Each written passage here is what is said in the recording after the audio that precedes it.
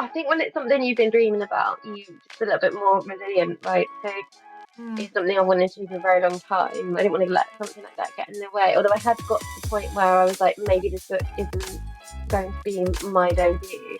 So I actually I stopped working on that one, started working on a sequel. Well, a sequel. Hello and welcome to this week's episode of The Conversation with Nadine Matheson. As always, I hope that you're well and I hope that you had a good week.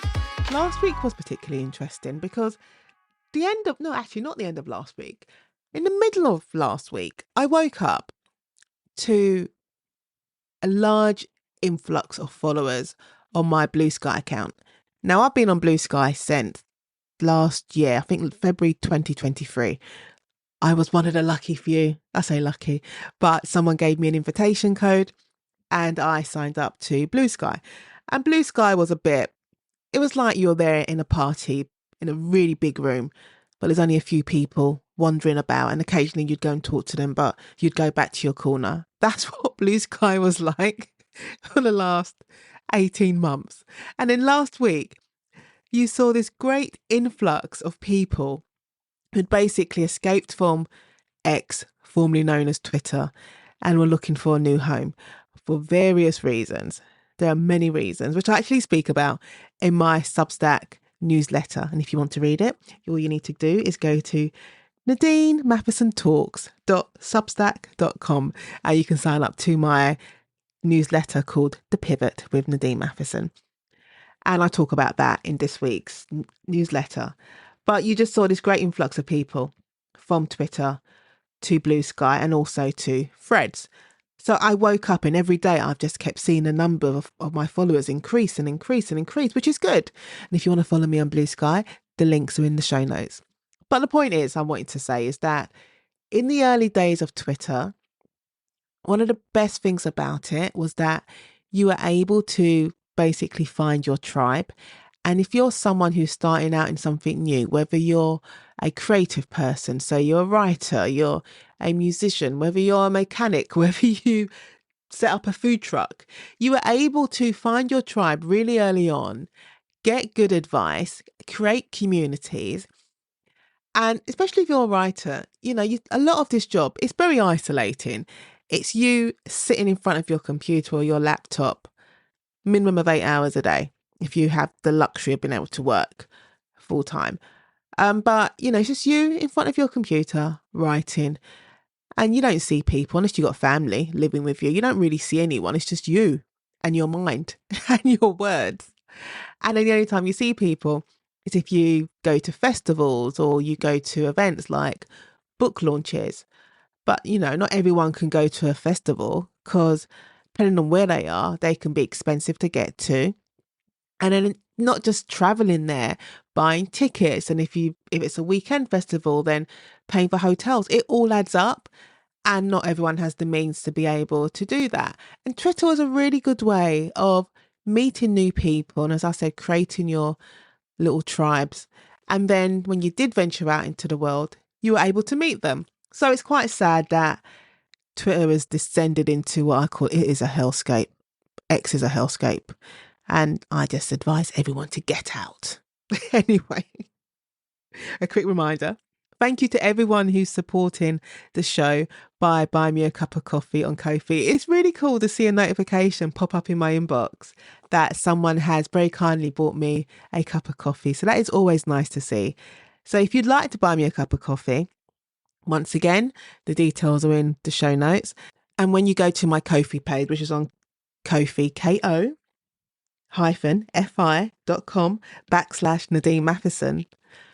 When you go there, not only can you buy me a cup of coffee, you can also visit my shop where there is the conversation merchandise, there are signed copies of my books, and also a daily digital planner for writers. So thank you once again. Now let's get on with the show. This week, I'm in conversation with debut author Roxie Key, whose new book is called A Deadly Spark. And in our conversation, we talk about the concerns, challenges, and unexpected surprises of being a debut writer, confronting your fears in the stories you write, and how to manage those moments when it's just you in front of the screen and you can't make it work. Now, as always, sit back or go for a walk and enjoy the conversation. Roxie Key, welcome to the conversation. Thank you so much for having me. You are very, very welcome. Right, my very first question for you is, what were you most worried about? I feel like this is a really mean question, but it doesn't mean, it's not meant to be. But as a debut author, what was you most worried about before the book came out? So that everyone would hate it. Like, it's just that imposter syndrome, right? That like everyone would review it and say it was awful, and she's not a good writer, or all that kind of stuff. Really, just a fear of rejection. Yeah. How did you get through that? Because it's such a long time between, forget the writing the book bit, which we'll talk about, but it's such a long period of time between signing with your publisher and then them announcing the book deal and then your book finally being published. So you tell yourself whatever stories you tell yourself. Yeah. Yeah, I mean, it's quite a long time as well for me. So it sort of felt like forever. I think I signed a contract in 2021 and they didn't announce till late 2023. So I was sitting on that for a long time.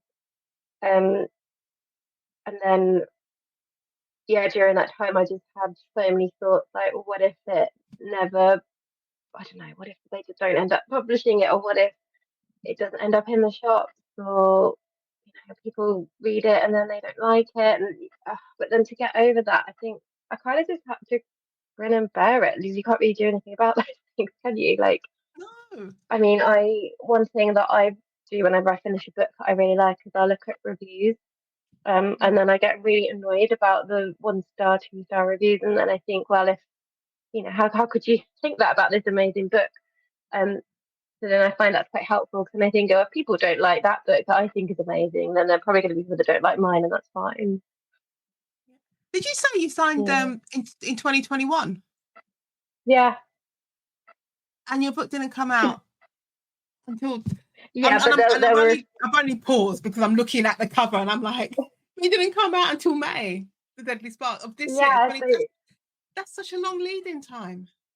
yeah, so it was partly my fault because I got pregnant, had a baby, and delayed my manuscript delivery by 2 months, and it had a knock-on effect of a year to the schedule. But before that, it was originally, I think it got pushed back once by the publisher, which is fine, these things happen. So the original date was April 23. So it was going to be about 2 years from signing the contract to publishing, but it ended up being 3. It's really I know 3 such and the only reason why I'm like, I can't believe it's 3 years, because I remember when, well, not even when I signed, I hadn't even finished the book yet, and I had an author talk when I was doing my my masters, and the author said, yeah, it can take 2 years between you signing your deal and your book being published. And all of us in that group were like, what do you mean 2 years? That's so long. Like, why is it taking 2 years? And then you're like, you think, well, yeah, you feel devastated. And then when it happened to me, when I signed, and I signed in 2019, March 2019, I signed. And they said, yeah, we'll publish in 20, I can't even count, 2021. I was like, what? That's so far ahead, 2 years from now. And then when you say, then you can't, when you're in it, you kind of accept that's the norm as a debut for it to be 2 years. But when you hear 3, you're like, oh my God. But you explained it. I mean, I did try to hit the deadline, but it was hard. It's like, you know what? I think in the end we needed the extra time anyway. I think it came out at the right time. I'm happy. How long had you wanted it to be a writer? I wrote stories when I was really young, just like silly little stories and still notebooks with stories about animals and things. And it wasn't until I think it was year 10 when I wrote a GCSE story, a crime story actually. And my English teacher said, "Oh, you should think about being a writer." And I was like, "Hold on, you can do that as a job."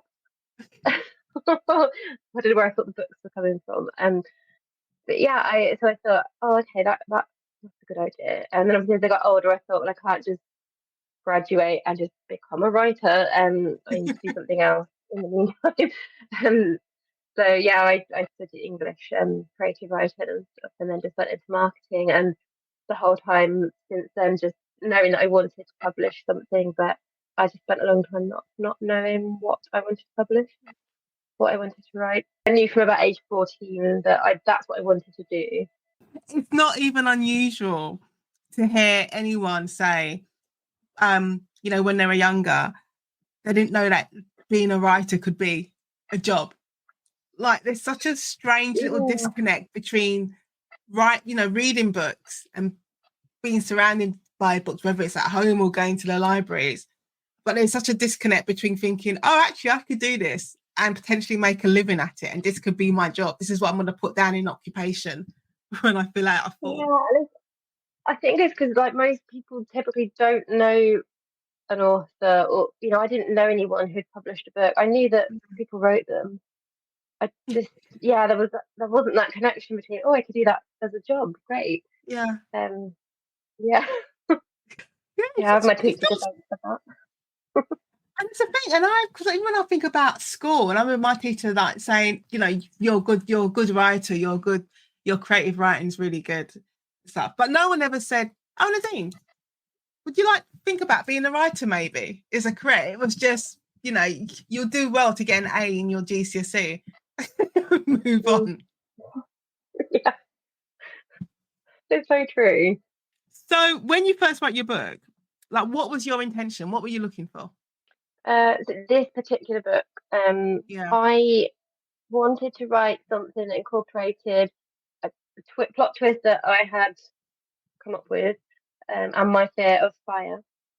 Um, like trying to think of a story that could work those two things together. I wanted to write something that was quite diverse in terms of the characters. I wanted to write a book with strong female leads. And just something that was just really entertaining. I didn't want to write anything that was too dark and heavy. Um, I know it's crime, but I wouldn't say it's like very dark and gritty kind of Yeah. gory crime. Um, and I just really wanted to write something set in Brighton as well. So that was like my hit list of what I wanted to achieve. You said you're scared of fire. And obviously you write about Mm, fire in a deadly spark. mm. Were you ever, I don't know if concerned is the right word to use, but was there any like fear about writing? Yeah, a fear about writing about what you're scared of? Because I don't like bridges. This is my thing. I don't like Okay, bridges. And I okay, don't know if I can fine. sit there and put myself in writing about a book. I don't know. I don't know, throwing people off a bridge. I don't know. But like, the one thing I mean, I'm it trying to say didn't. is like, how do you put yourself into that frame of mind? I don't know. I mean, it didn't occur to me as I was writing. I think I'd heard someone say, like, when you're writing things like crime or horror or the kind of darker side of fiction, um, if you kind of explore your fears a little bit, you can get like a really realistic Mm. sense of fear through the writing. Um, I don't know. I mean, I think I was fine writing about it, but I am still terrified of fire. But yeah, I had to do quite a lot of research about it, which probably wasn't the most fun thing for me to research. But no, it was okay. How far did you go with your research? Because I always say the trick of research is that it's knowing not to just info dump like everything you've learned Yeah, about the subject in your book. Because I feel like when you're yeah, doing the research and you spend so because you can literally spend so much time going down rabbit holes of wherever your oh yeah, research takes you, and you just feel like I need to put this all in the book. I need to show you everything that I've learned. yeah. Look at me, I've done my homework. No, I so my father-in-law is an ex-firefighter. So a lot of the research came from just having conversations and discussions. So I'd be like, well, what would happen in this situation, or if I want this to happen, what would need to happen first? And so we had some really great conversations about the process, um, like the terminology, the things that firefighters do. The police side of things, I probably didn't do anywhere near enough research, but I'm waiting to be called out. I've not had, I've not had, I think I've only had a couple of things called out. Like, oh, will that happen? But then I'm like, well, it's fiction, so who cares? Why do you feel It's like you haven't done relatively enough? because I don't know, like there's a lot of crime fiction out there, especially police procedures that are written by people that used to be in the police or used to be a detective or their partner is. And I have absolutely no connections apart from a couple of friends who work in the police. I did a bit of Googling and asking questions in various Facebook groups and things, but I didn't want to over proceduralize it. Is that even a word? I didn't want to make it too heavy on the police Yeah, that procedure makes sense. anyway. And my editors picked up bits that will just check that would definitely happen that way. So I would say it's like 80% realistic. I hope. I always I say mean, though, someone because wrote.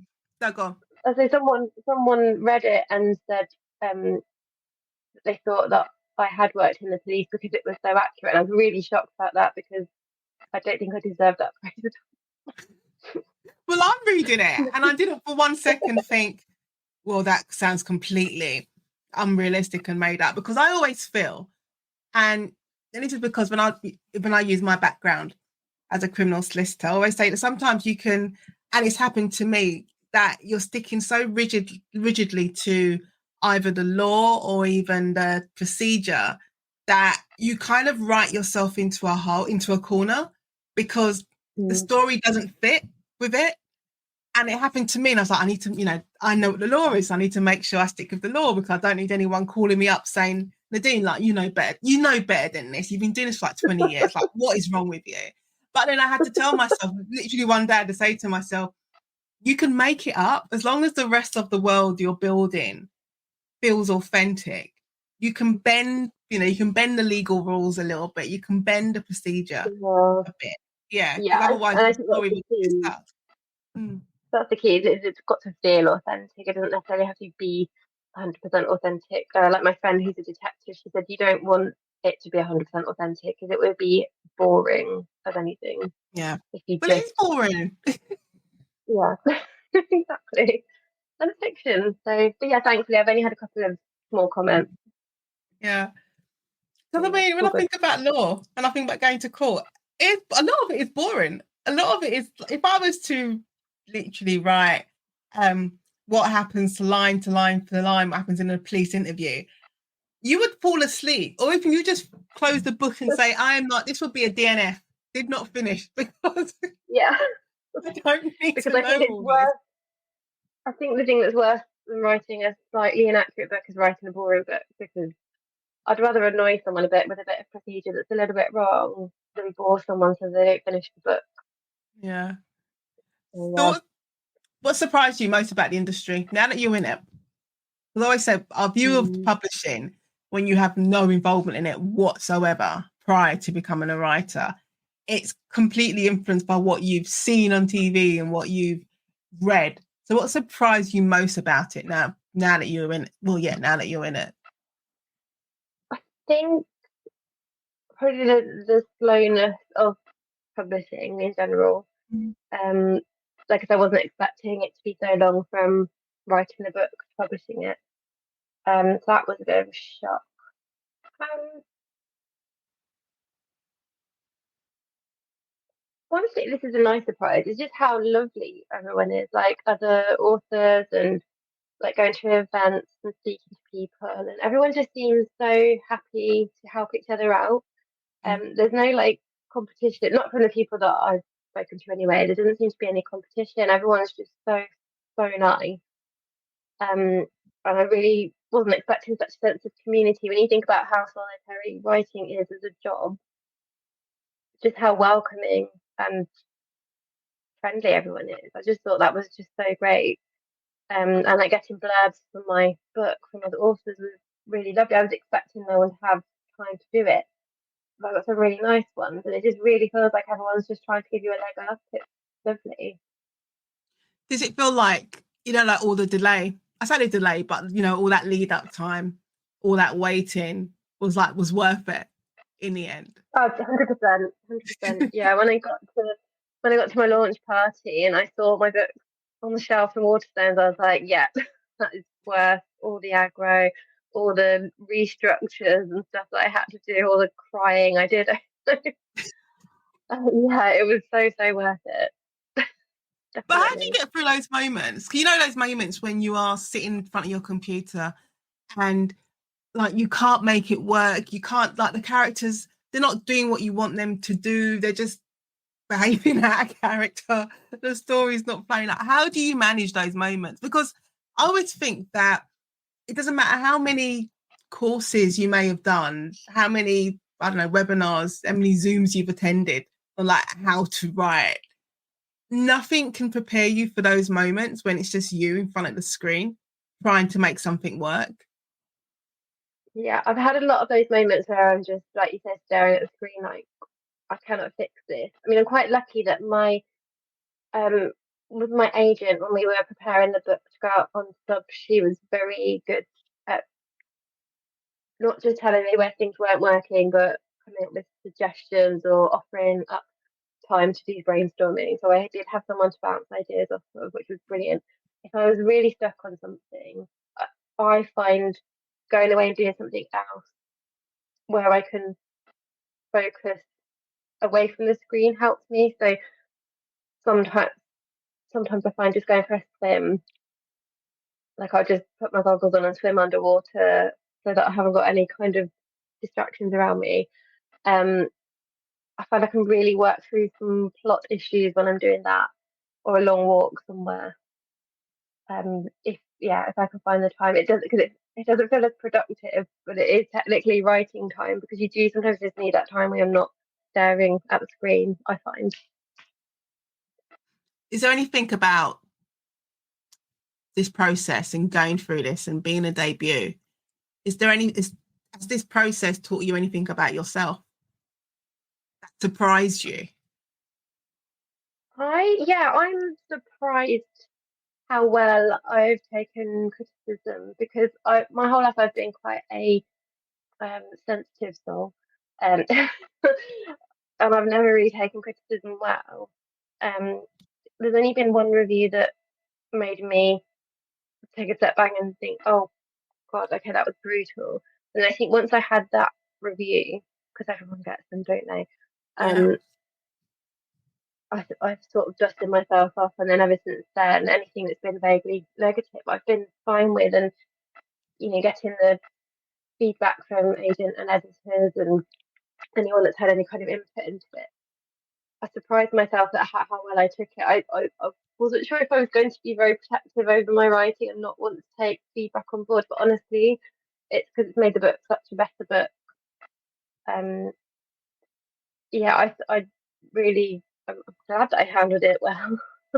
It could have But gone either way.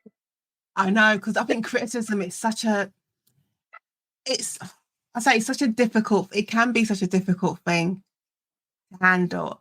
And I think especially when it comes to something like you writing, but I think just generally when it's anything creative, because Yeah, it's not, it's more than just a job, if that makes sense. I've said it before, like if I was criticized by a client, if I was representing them, I could brush it off really easy, like whatever. Like I've done my best job. yeah, I've done the best job that I can. You're probably not happy with the result, even though I probably advised you of the result. But I've done the best job I can, and I'm just gonna move on to the other one. But I think when it comes to something creative, that's literally it's more than like your blood and sweat and tears. It feels like your soul. You put everything out there. I think as well because with writing, you're doing it because you love it and because it means Mm. so much to you.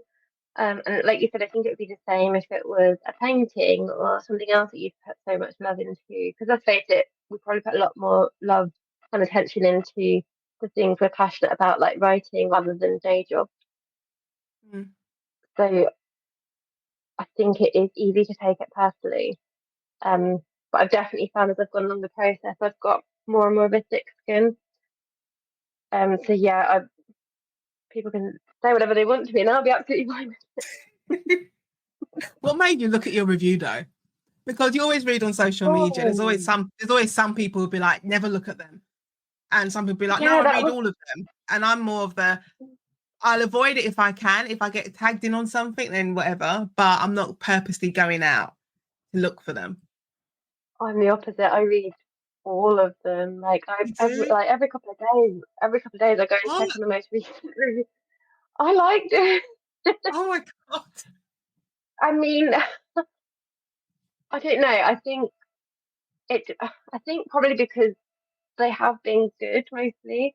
So for me, it's every time I read a good review, it's that a little bit of extra validation that okay, people like the book. It's okay. Apart from that, it was the first, maybe the first or second NetGalley review, which was the one that was like, oh, I can't believe you said that. Um, Other than that, they've been mostly good and positive, so it's quite a nice boost. Um, Yeah. and when I do get the ones that are like, oh, it's not for me, I'm like, yeah, fair enough, it's not for everyone. Nothing is for everyone. Um, yeah, I enjoy reading them. I don't know if I feel like that a couple of books in, or if I write something really terrible and everyone hates it, I probably won't want to read those reviews. But for now, it's quite I, nice. I think though, I think like with NetGalley though, that you can kind of what's the word I'm looking for? Not be objective. You can just kind of just like turn a blind eye to it. Because I feel there's a lot of people who just go on there and they're just trying to get any free book they can, whether it's something they're Mhm. gonna read or not. And then when you do get, because I've seen them on net when my books have gone up there on NetGalley, and then you might get a flurry of, oh, I love it, it's amazing, I can't wait, I'm so pleased I got this. And then you do get the 1 and 2s was like, this is not my sort of thing. I don't like this. I would never read it. I'm like, well, why are you reading it? Why did you ask for it? Yeah, Why have you put it's a so star? true.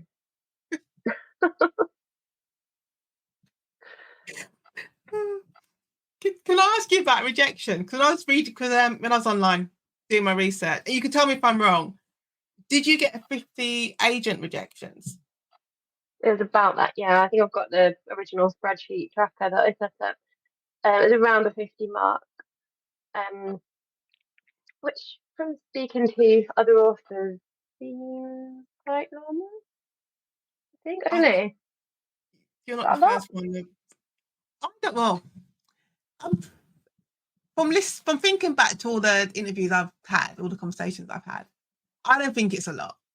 I think I don't know if it was Sean Cosby, S.A. Cosby, who had like 100, maybe. But you're not the first person. I'm always fascinated by the ones who keep spreadsheets Oh because yeah. I don't have it within me to sit there and go on Excel and create a spreadsheet and then start logging them all. Well, I think I would start and then I would give up after. I'm like, I haven't got time for this. Whatever happens, happens. I don't want to submit to the same person twice by accident or something. No, I mean I'm quite a spreadsheet person. I'm not gonna lie. It helped me just to track who I submitted to and when, and how many weeks I should leave it before chasing and things like that. But to be honest, it was I say 50 rejections, but probably just under half of them I didn't even get a response from anyway, so it wasn't technically a rejection. They Ghosted. just never got around to it. There's a No, ghost. no, there's still an agent out there that asked for my full manuscript in 2020, and still to this day never said yes or no. But how did it I mean, make I you have an feel? agent. It's fine, but I sound like a therapist now. I was like, but how did that make you feel?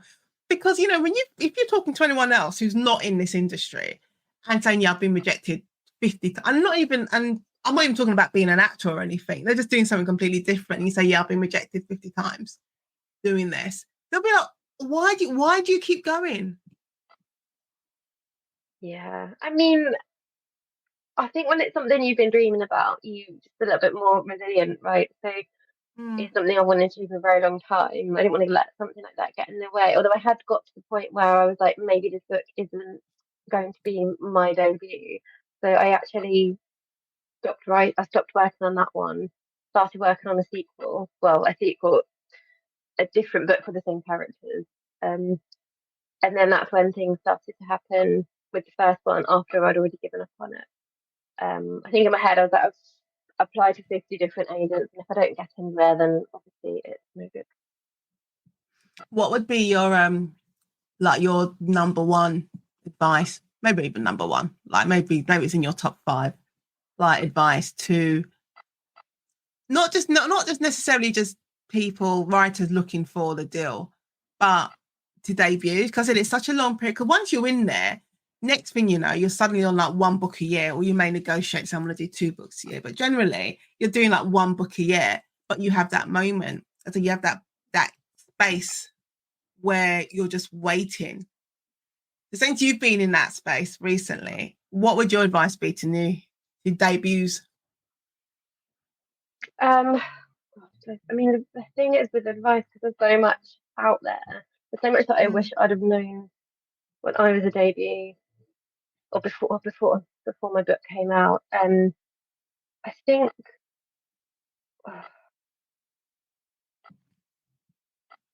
what would it be?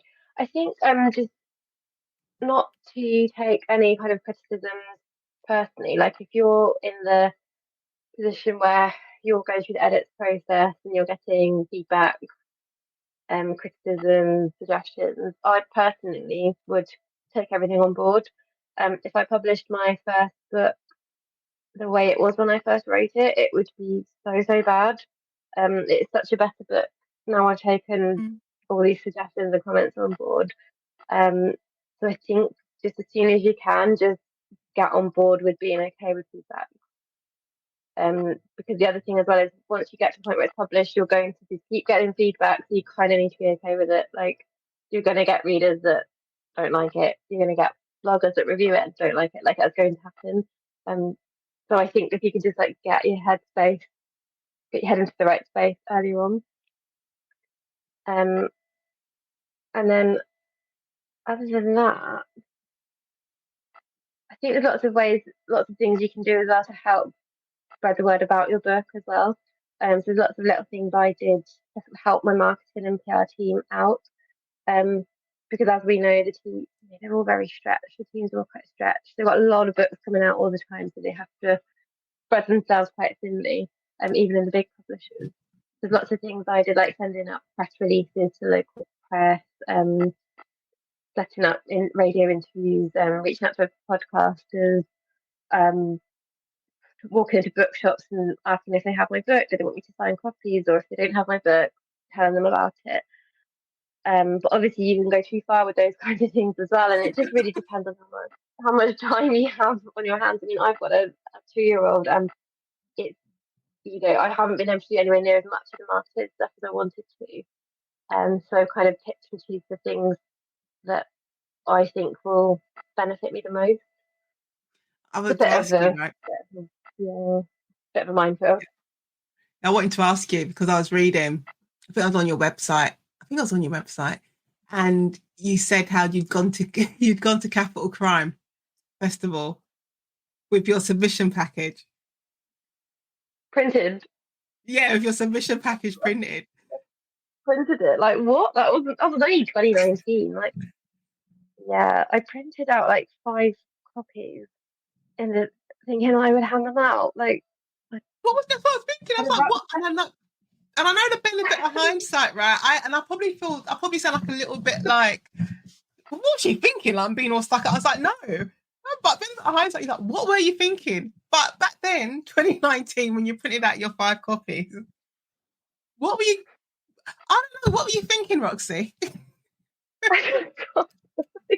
I had my rucksack and I had 5. I remember I had 5 copies printed, and then my friend, who's a graphic designer, had designed me a cover because I thought it would stand out more. And then my team at work, bless them, they'd had a notebook made with my book cover on it. Um, so I had a conversation starter. So people said, "Is that your book?" And I'm taking notes. I'm like, "Yeah, but it's not published." Um, I I had business cards made and everything. Like I was like such. Oh, it's quite cringy now when I think about it. But I was just so excited. I've never been to a crime writing festival before, anything like that, and I was so nervous, and I just wanted to be so prepared. But I remember walking in with my rucksack and thinking, I don't know anyone here. But that's when I realised everyone was so lovely. But needless to say, I did not hand out any printed manuscripts to anybody. They went in the recycling bin. I shouldn't laugh, right? Because back then, on the flip side of that, I'm just thinking, I'm thinking back to what my like my first boss used to say to me. My first boss when I was working once I'd qualified as a solicitor, and he always used to say to me in the very beginning, just act as if. Like, just act as if you're supposed to be there. Just whatever the situation is, whatever you're going into something new, just act as if you Yeah. are the best. And I always say that when I'm teaching the baby lawyers. Um, and I'm saying, I'm like, your first day in court, you're going to say to yourself, I said it, you don't want to be there. I'm like, I don't know anything. I've made a mistake. What am I doing? You're going to have all these thoughts in your head, but you just have to tell yourself, I am the best. I am the queen. I am this. I am that. Tell yourself just act as if, just to get you over that first hurdle. So I think, yeah, so hindsight, I'm like, what were you doing? But the other side of me is like, cool that you did that.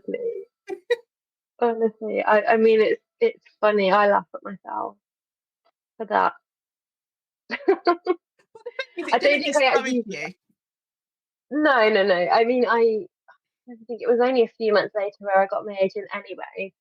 So I was kind of like, I think I thought I was going to be able to pitch to agents who probably don't want to be pitched at something like that. I pitched to one agent, and yeah, I don't know. I remember I was there for like the whole of the 3 days. I was very nervous, but I managed to find some very extroverted people to hang out with who helped me come out of my standards a bit. Um, yeah, and I achieved my aim of pitching to one agent while I was there. That was what I wanted to do, and then meet some authors, which I did. Listeners, it's time for a very short break. If you're enjoying this conversation with Nadine Matheson and want to help keep the podcast going, why not buy me a cup of coffee? Your support goes such a long way in keeping these conversations flowing. Just check out the link in the show notes. Did it ever, once you're in it, so you're here now, you have your book published. Did it ever surprise you, like how much you have to put yourself out there? Like, it's not just enough for your book just to be published. Like, you have to do more. Yeah, I think I had a vague idea that I would probably be required to do a little bit more, because I'd been sort of because I've been like reading and reviewing and blogging and things like that. So I've been following a lot of authors, and I've noticed that they were doing lots of interviews and attending festivals. And obviously, when I went to Capital Crime, I was like, okay, they're on a stage, they're talking. Like, oh, okay, am I going to be expected to do this? And then as I got a bit further in, I thought, okay, not everyone gets to do those things. I didn't realize how, there's actually so many people writing books and so few positions on panels. So my kind of switched to like, oh, I'll be really lucky if I get to do those things.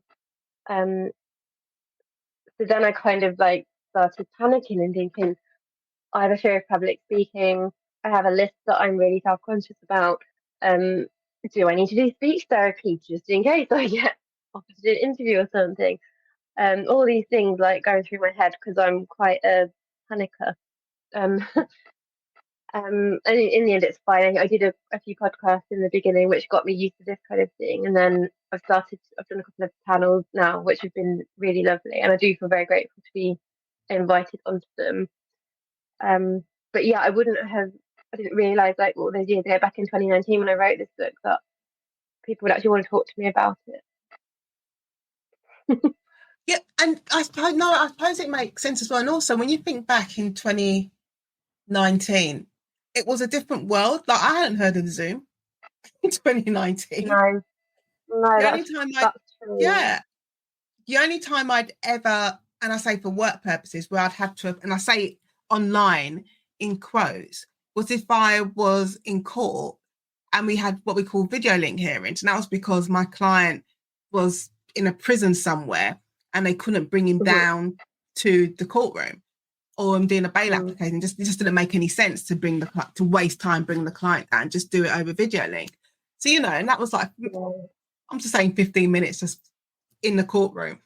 And that was it. It wasn't a way of life like it is now. No, it's so different, isn't it? Like I think we had Skype, but that I kind of associated with when you've got a friend who lives in another country or something. Like that was what video calls were for. Yeah, it's really changed. Skype was what I used to talk to my friend Claire in Australia. I wasn't using Yeah, any. exactly.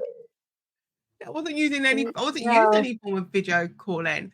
But then I think that in a sense that because you was forced into this online world for everything, not only just talking to your friends and family, but also being able to work. In a sense, it kind of maybe like prepared new writers for promoting themselves in that way when their books were published in that pandemic, now post-pandemic period. yeah, and I also think it gives more options because, like, obviously, it can be quite hard to get onto festival panels. Mm, Um, but it is a bit easier to do these more one-on-one digital interviews and podcasts and things. So it's kind of given us a lot more options of ways to promote ourselves. I think I feel like there's more podcasts around as well now, and yeah, possibly the because of lockdown and everything. Yeah, it's definitely opened it up, and also to people that have accessibility needs as well, or people that are just too nervous to do these big festivals and things because they're really overwhelming. they are. I mean, even Mm. and I say even for me, I always say like I've always talked for a living. Like that's always been it's always been my job. I talk for a living. I go in court and I talk for a living. If I'm teaching, I'm talking. But there's a vast difference between me standing in a courtroom, whether it's before a judge or standing before a jury or just standing before a classroom. It's a big difference between that and walking onto a stage in Harrogate and just seeing a sea of people and then wanting to hear from you. And the first time I had to do that, and I've never been mic'd up before to talk. I go into a courtroom, there's a mic in front of me, but I always like my opening to a client or to the witness on the stand is all in the witness box actually, is to say, yeah, the mics aren't there to amplify, they're just there to record. So, that's all I had of a mic. So going through that whole thing. So it's the build-up of now gonna put the mics on you. Can you take your earrings off because you don't want the mic to get tangled up in your earring? And then you walk out and see this crowd, you're like, oh my God. Because I think for me, I can't hide behind like my gown and my wig and my collarette and the case. I can't hide behind that. It's all me. And I think Yeah, that's the big adjustment to make or yeah. something I to mean, get used to. your panel at Harrogate this year, the amount of people in that tent was huge. There was just so many people in there. It must have It's just been a full house. yeah, and I think the first time, Terrifying. it is the first time I did it, and you walk out and you're like, oh my God. In your head, you're like, oh my God, all these people, Just all don't say these anything people. stupid. Don't say anything stupid. Don't be saying it, but it's a combination of don't say anything stupid and also they want to be entertained. It's like, can I Oh, entertain them? pressure. Like, I don't think I'm helping anybody right now, but you just have to. I think the key is, I say the key, you just have to just relax and just be yourself as best as you can. That's the only. Just Yeah, remember, I it'll think be over in my 45 minutes. yeah. I mean, my panel that I just did at Bloody Scotland was the first one I've been mic'd up for. And that was probably about 50 people maybe, and that in itself felt like whoa. But you're right, you just sort of relax into it and just chat, and it was lovely. It was really nice. A really lovely experience. But I don't know how I'd feel about a one the size of Harrogate. That was a lot of people. It is a lot of people, but the best thing that happens afterwards is when you go and do your signing and then people come up Mm. and they want to talk to you, and then even afterwards when you're in the tent and people come up and talk to you, you're like, oh, they like me. Oh, that's nice. That is the nice bit. That is the nice bit. So if Yeah. your book with the Deadly Spark and your character, Hmm. because I get asked all the time, which I just think is hilarious because I always have the same answers like, no, the characters aren't me. Like Henley is not me. She just I think the only similar things we have are, I'll say, our families are from the same Caribbean island, and we both like Adidas. I think literally that's it. That's it. So, have you been asked if your character is Eve is you? No, I've been asked if she was based on anyone. I haven't actually been asked if she was based on me, but no, she's not based on me. I sort of based her on two TV detectives that I really liked watching. She kind of started off as a blend of those two and then kind of morphed into her own character, really. There's very little in common between me and my protagonist. That's good to hear. Because I've always been the worst thing. It's like, Mm, no, it's not me. Like, why would you think it's me? Just because I've written a character who happens, and I think just happens to be female, and I'm a female. They think you must be looking at yourself in the mirror and thinking, this is who I need to put on the page. no, I don't think me on the page of a book would be the best idea. Like, I don't think I'd make a good character. No. So what? So what's next for you in your? But no, not even that. What is your idea of success? I always think that's an interesting question to ask. What is your Okay. idea of success? So for me, it would be to publish more books featuring Eve Starling as a series. I've always wanted to publish a series. I have lots more to write for these characters. Like I said, they're set in Brighton. There's so many more places in Brighton that I want to talk about. Places that things can happen, places people could get killed. Um, so yeah, I I'm laughing. really, No, because the only reason why I'm laughing because when I was out on my walk this morning and I was looking at the river, and bearing in mind that looking at the river and seeing the tide out is like part of the inspiration for the first book. But I was looking at another spot on the riverbank. I was like, yeah, you could put someone there. And me saying that to you sounds perfectly reasonable. You're not looking at me thinking the thing you need help. But you couldn't really say that to anyone else. Like, where else could I no. where could I put a body in Brighton? So And it this is just why made me crime laugh. writers need friends who are crime writers because you can have these conversations about them and going, whoa, that is really dark. Go and get some help. So that would be another piece of advice for the writers. Find other writers. Get in some WhatsApp groups or Facebook groups or something where you can talk about this stuff because you'll go mad otherwise. No, Your it just Google fun. search history will not be good. Um, yeah. I forgot where we go. Idea of success. Okay, so yeah, I'd like a long-standing series. That would be amazing to be able to keep writing these characters. I mean, for me, I'm kind of like just the fact that I've published a book and I've seen it in a bookshop. For me, I'm like, I've made it. That was the dream. Mm, So I'm trying to not get too hung up in what's next, what's next, what's next, and just be like, I'm so happy that I got here. Like, because it's so hard to just get to this point. So I feel like anything else is bonus at this point onwards now. yeah. And that will help me deal with disappointment, I think, thinking that way. I'd like to write other genres as well, because I'm not tied to crime. Um, uh, yeah, I think, I don't know really. I'm still very much in this, like, I can't In your believe I'm debut here stage. bubble. Obviously, there's things like, oh my God, imagine if one of my books got turned into a TV series. I mean, like, we all think about things like that, don't we? Yeah. And I was so excited it was going to be an audio book. Like, that for me was like, wow.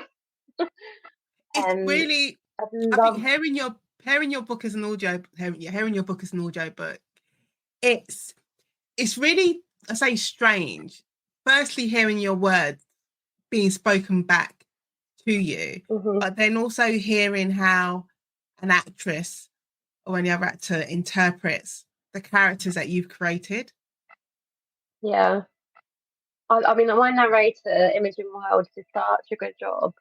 Um, like, I was listening to it back, I was really enjoying it. She just did it right. It was perfect. I was so happy with how she narrated it. She got all the accents really like just spot on. Like I don't know how many original accents were in the book till I heard it being read back to me. Well, um, you asked if you wanted to narrate it. 'Cause I remember I was asked, and I was like, no, like no. Why would no, you? no, no. I wasn't asked, and I would have absolutely said no if I was asked. But lots of people said to me, like, "Oh, are you going to narrate your book? Have you heard my voice? I'm not an actor. I can't narrate my book. I can't do any of those accents I've done." I think that's the thing. 'Cause I'm like, I can read the book, no problem. I can read it out to you. Yeah, But you need yeah. someone I've done a to, couple of readings. yeah. But doing a reading is not the same thing as because they're No, acting, and you need the exactly. accents, you need the inflections, you need all of that. Mhm. And no, that is No, not let's me leave it to the today. people that know what they're doing. That is their job.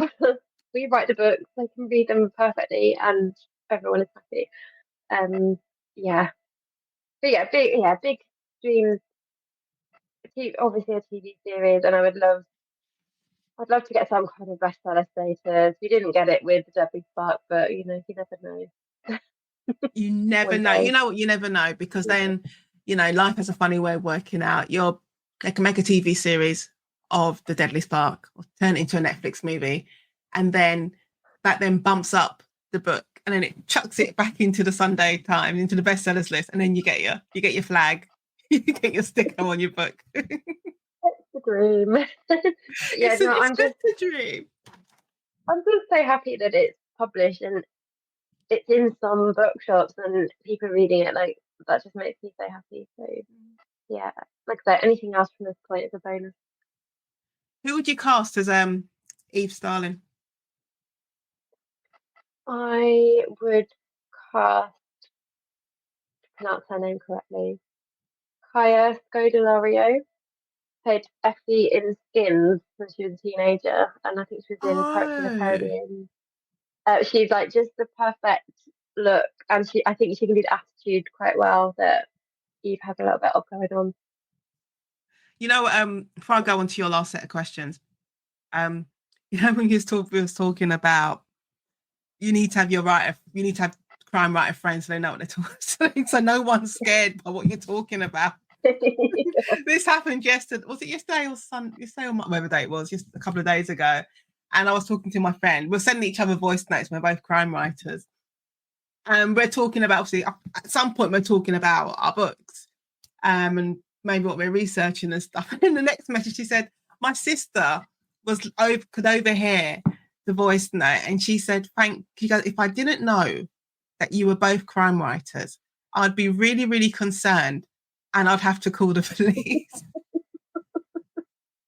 Yeah, it's a risky little game, isn't it? It is. It But, is.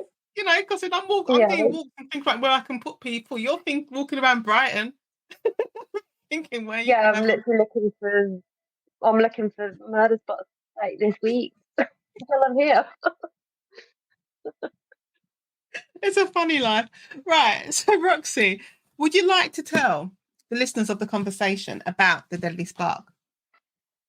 Yes, that would be great. So The Deadly Spark is a blend of psychological suspense and police procedural set in Brighton. It follows a detective called Eve Starling who is investigating a fatal arson attack which killed a mother and her daughter. Um, there are some flashbacks as well in the past to help the reader realise why she's struggling quite a lot with this case emotionally. And then at the same time, we've got another timeline with a character called Anya, who is the girlfriend of the woman who died in the fire.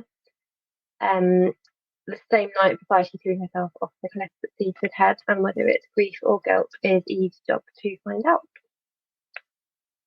It's very good. I can tell the listeners it's very Thank good. you. And you should get it. Thank you so You much. should get it. You're welcome. You're welcome. Right. So, Roxie, your questions. Are you an introvert, extrovert, or a hybrid of the two? I'm an introvert who is being forced to be an extrovert. So yes, I'm pretending to be an extrovert as I do all of these things. But yeah, How's I'm that going naturally for you? introverted. Yeah, no, it's easier than I thought. The more I do, the better I'm Just get getting at used it. to it. All right. So, what challenge or experience in your life shaped you the most?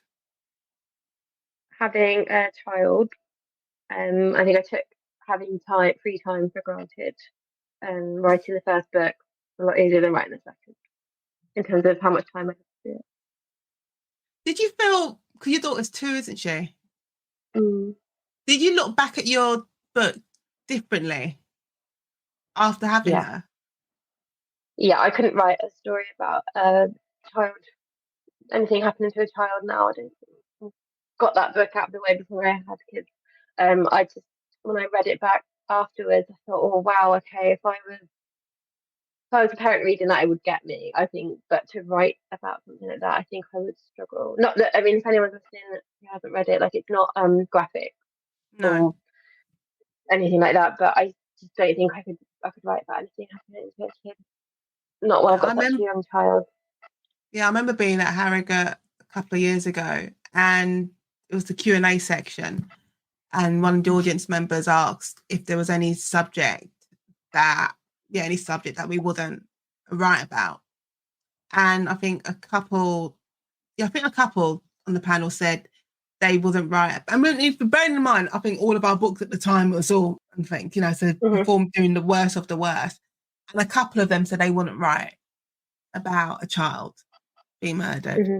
And I think I very much just put my lawyer hat on, which is just that I've had to deal with the worst of the worst Yeah, in my day job. yeah, for sure. So I think I just go into it with a completely different, I've got armor all around me. I'm like So Superman you can, with legs. yeah, Yeah, just yeah, compartmentalize and just yeah, can't see through lead. I have to do it that way.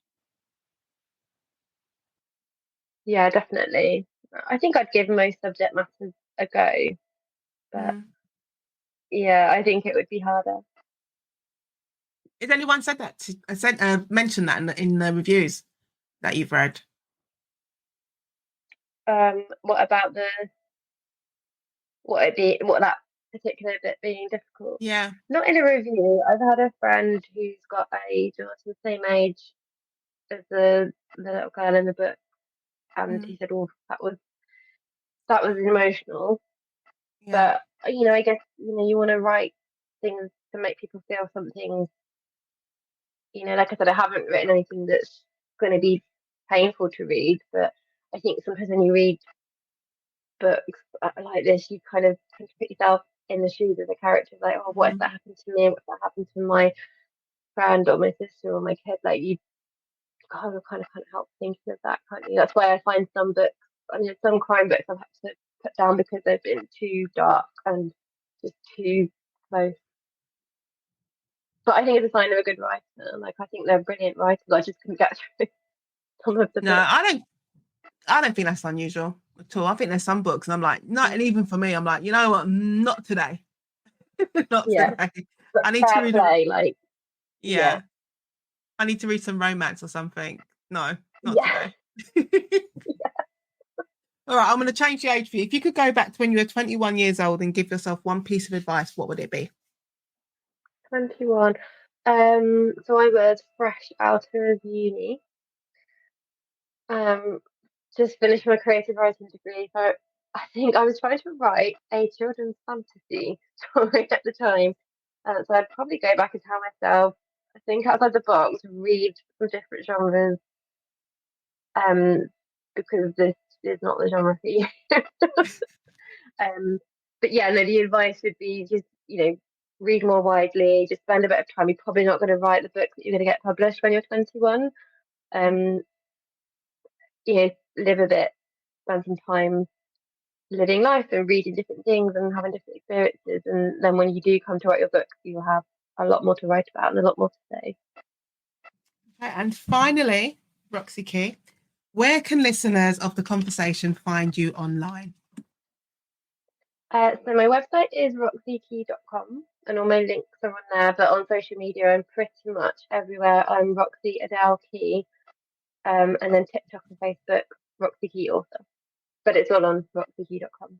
Did someone take your name? This is what we're discovering. I don't know why it's come up lately. We're like, why is your I name? don't.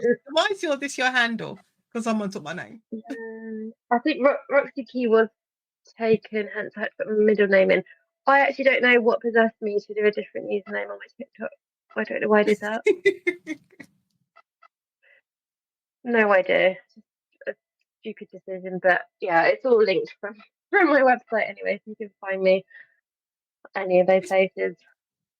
It's because there's no guide. There's no how-to guide to be an author on Oh social god, no. media No. before you start. You just throw yourself in there and think this is what I should do. And then you get halfway through, as you're working your way through your career, you're like, maybe I should not have done that. Maybe I should have done something slightly different.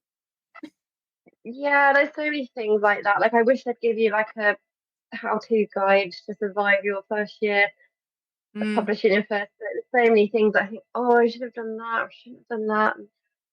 I don't know, maybe someone's writing a book about that. I don't know, maybe someone someone will. should. I think someone Yeah. should. Maybe it Because should be you. honestly, What do you you need an idiot's guide, I think, just for people. It's just so much to think about. what would you put in there before we go? What would you put in your idiot's guide to be a I'm thinking like debut? there's like the boring and but important stuff like registering for PLR and things like that. Yeah, You know, get an accountant, like registering for tax tax returns, like all that kind of stuff. Writing press releases if you're doing your own marketing and PR, and setting up your Amazon author profile, the places that you need to set up profiles to make sure you can, like a good reads and stuff like that, like how to yeah, set up and link your book. There's just lots of little technical things. I've got a list on my phone that I think for Macintosh shared on Twitter, and then I copy and pasted it onto my notes to keep. Like it was years ago, and I've added to it over the years of like bits that I've gleaned from other people. So I've kind of got my own idiot's guide in a note format. But I feel like that needs to be out there yeah. Because somewhere. I cannot, for the life of me, I cannot tell you how I found out about registering for PLR or what's the other one? ALCS. I think it's the other one. ILCR, Yeah, yeah. no one. I can't say I read it somewhere. It's either I must have just picked it up or it must have been around the time when people are getting their PLR payments. Because now once you're in, once you're published and you're in it, you're much more aware, much more you're exposed to Hmm. different parts of the industry. And I always think it was that time of people getting their payments. I'm like, well, what are you getting paid for? And then you Yeah, realize, and then you're like, oh, I need to do this. But I can't think, if yeah, I'm lying, well, someone will remind me, but I can't think of anyone saying you should register for PLR, you should make sure you have your Amazon author page. Are you going to be a sole trader? You're going to be a company. There's so many yeah. different things. All that stuff. I think the closest thing I found to it was the one that Claire McIntosh shared on Twitter, and I Mm, saved it down years ago. It was just like a list. It was like a really helpful list of things to do in the run up to your book being published. yeah. It was a really, really good list. But somewhere, if you delve through her tweet, maybe I'll share it on my blog or something. Like, Yeah, on your I've blog. got so much. If it would help anyone. No, And it would. I've shared it to a few people that have asked, like, oh, where do I start? Like, my book's coming out. But there's probably other stuff as well, like that I have. There's probably all sorts of stuff that I've missed. Who even knows? Listen, it's probably how many years am I in? When 2024. God, 3 years, 4 years. I don't know. 4 years in, and I'm sure there's stuff I'm still learning. There's stuff Yeah, I'm still learning about. So it doesn't just you suddenly don't just know it all after book no, one. Like you're constant, no, unfortunately, like you're constantly learning, which is never a bad thing. no, that is very true. And things are always changing as well. So even if you do know everything, there's always going to be more. Before we go, do you have a do you know what book two is about? Are you allowed to talk about book two? So it's not under a contract at the moment. So I've written most of it, and I'm just waiting for a response from my publisher on that because it was a one book deal. But I can tell you it is a sequel set in Brighton again, during Brighton Pride, where the headline act is found dead in a swimming pool at an after party. There was many people at the party, but no one saw what happened.